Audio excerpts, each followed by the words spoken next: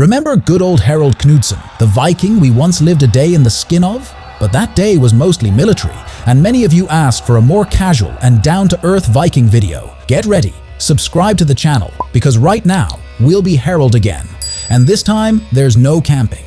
Just regular life, hunting, friendly skirmishes, and drinking. If you haven't seen the first part, no problem. The clips are self-contained and can be watched in any order. Call upon Odin and Thor for assistance. We begin.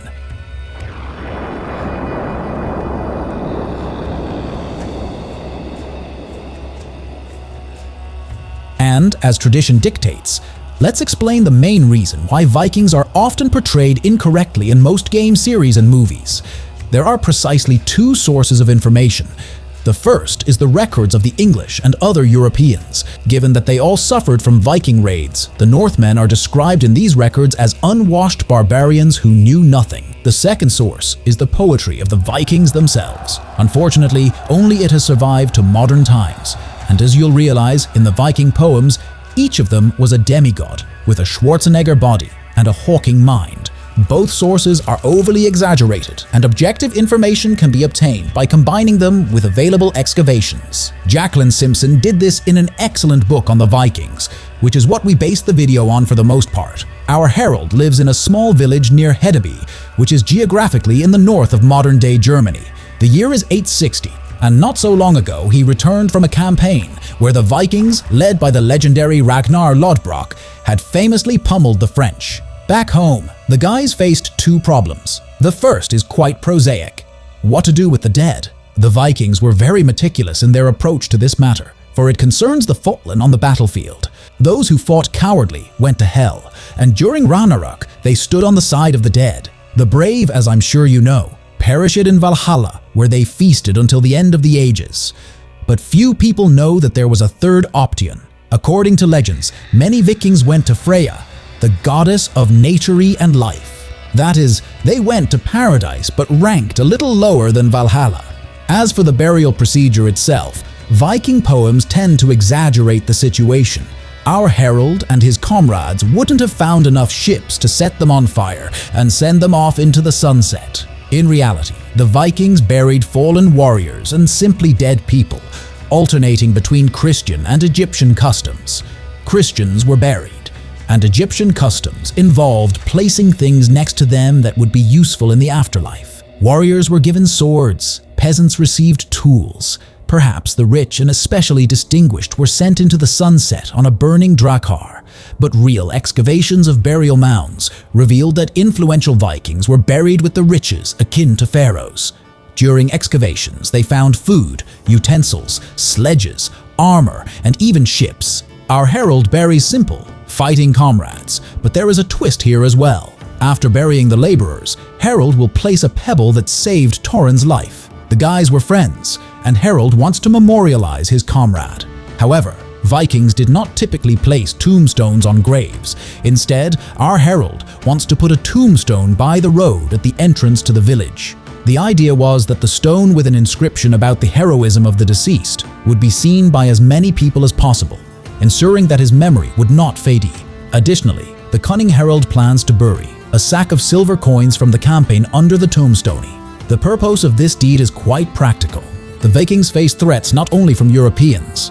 At any moment, Hedeby, like any other village, could find itself in the midst of clan disputes or be the target of a particularly brutal Viking attack. That's why many Northerners buried their treasures when they returned from their campaigns. Thanks to the tombstone, it would be easy to locate the treasure. Similar treasures are still being found all over Scandinavia to this day. For examples, on the island of Gotland, off the coast of Sweden, a pile of coins weighing as much as 8 pounds was discovered. This is quite ironic because until the 11th century, Scandinavia did not mint silver coins. However, the Vikings acquired them not only through raiding. Upon returning home, Crack's wife will meet our Harold with a logical request to go hunting. Even though the Vikings had limited agricultural prospects in their territory, the region was abundant with resources. Bears, moose, seals, these were the constant targets of the northern hunters. Simultaneously, they engaged in trade, offering skins, horns, tusks, and anything else that was in demand. The town of Hedeby was a significant trading hub where merchants from as far as Africa could be encountered. They paid high prices for the skins of elusive northern animals. Currently, Krake was seated in the center of the house with the other woman in the family, meticulously combing bear skins. In the background, the sounds of little sheep could be heard. Viking homes were quite diverse. Depending on the region, long single-story buildings were constructed from either wood or stone. Our herald's house was divided into two distinct sections, entirely separate from each other. In one part, people resided, while the other was designated for the sheep. This practice was commonplace, as the external conditions were cooler, and it was always more practical to have the animals within reach. Many Vikings built separate barns. In such cases, the entire house was allocated for human use. A fire was lit in the center, surrounded by stones with a chimney leading to the top. Interestingly, even in those times, the Vikings employed steep roofs to prevent water and snow-related issues. They also devised foldable tables, allowing them to clear space after meals without clutter. Can you sense where IKEA might have drawn inspiration? Generally, the layout of these houses was simplicity taken to its extreme. The central space served multiple purposes: gatherings, dining, and tanning hides. The TV series of the same name offered a close to authentic depiction of these houses. At night, family members dispersed to the sides, reclining on benches, chests, beds, or any available horizontal surface. If a hunt was fruitful and the family wasn't impoverished, some of the skins were used to cushion chairs and beds. During good years, they might even accumulate enough for pillows. Having just returned from his campaign, Harold faced no financial constraints and enjoyed sleeping on a remarkably comfortable and soft bench. The warmth within Viking houses was also quite well maintained. At that time, the Scandinavians had far less knowledge about diseases than their continental counterparts. In times of peace, Viking life might appear uneventful, but it was far from dull. Our herald, a skilled hunter, relished chasing reindeer, even during the winter months when Vikings adeptly used skis for hunting. Interestingly, skiing, archery, and hunting were all overseen by the Viking gods, Ullr and Skadi, reflecting their significance. Some particularly skilled individuals even brought hand falcons, which they wielded with remarkable skill. Apart from yielding valuable horns and skins, such hunting also provided meat, the primary sustenance for Vikings. In terms of meat preparation, the Vikings surpassed many of their contemporaries.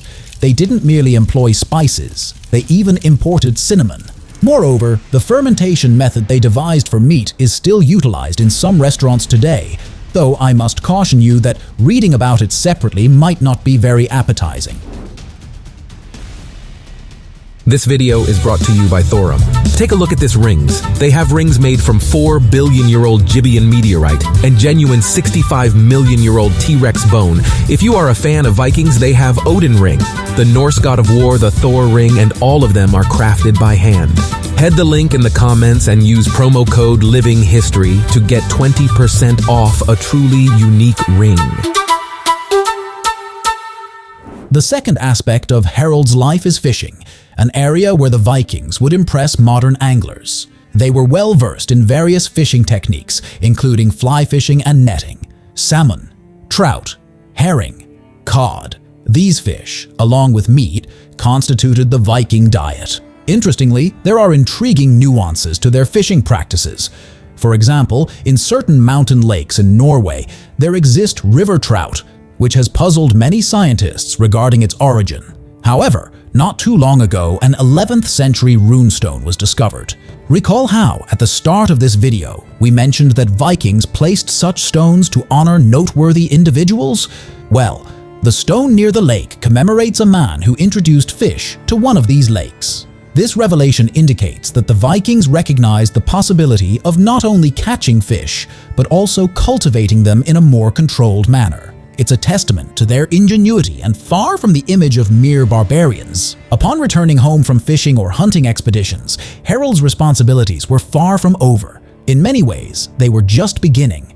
You see, each person consumed up to 200 pounds of meat per year, so reliance solely on the bow and fishing rod wasn't enough. The cows and sheep that resided in the second part of the house also needed sustenance, especially during the winter months. Consequently, Scandinavians invested considerable time in fencing and maintaining the areas where hay grew.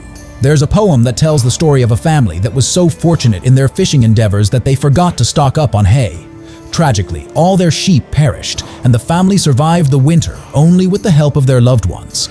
Harold, not one to make such a grave oversight, took grass care seriously and made efforts to ward off boars keen on nibbling it. Furthermore, apart from providing meat, sheep were essential for their wool, which served purposes beyond clothing. Viking sails, legendary for their durability, were crafted from this wool. This task wasn't an individual endeavor, but a communal effort, with one sail necessitating the shearing of around 1,500 sheep and months of tireless labor by women and children. The longevity and quality of these sails alone refute any notions of Viking illiteracy and backwardness. Additionally, excavations in the town of Jarlshof uncovered an entire forge with pieces of iron slag. Iron was abundant in Normandy and Scandinavia, and there are documented cases of Vikings trading iron with neighboring regions. Viking ships were also distinctive for their time. Much like how modern men tinker with cars, Harold and his fellow Vikings frequented shipyards to repair their villages' ships and partake in the construction of new ones. For a male Viking, not understanding a ship was nearly tantamount to a mortal sin. It was preferable to engage in a duel, which was relatively common among Vikings. Holmgang, the traditional Viking duel, followed agreed-upon rules. Combatants selected weapons, the location, and the terms for stopping the fight. Some duels were fought until first blood was drawn, while most battles ceased once a shield was broken. However, those particularly zealous could replace their shield and continue until victory. Importantly, murder during peacetime was punishable by death, but dueling offered an exception. In some villages, duels became a scourge. Brazen robbers would lay claim to women or homes, and their owners had no choice but to accept the challenge to a duel. Winning, and only winning, would rid them of these claims. Defeat or refusal would render the Viking a despised outcast. As you can discern, a Viking's life held its share of excitement, even without epic battles. Harold could engage in activities ranging from trading hides at the market to overseeing ship construction, hunting, and skiing. Unfortunately, people and historians tend to gravitate toward extremes, with some sources portraying Vikings as heroes and alpha males, while others depict them as unwashed, starving men devoid of craftsmanship.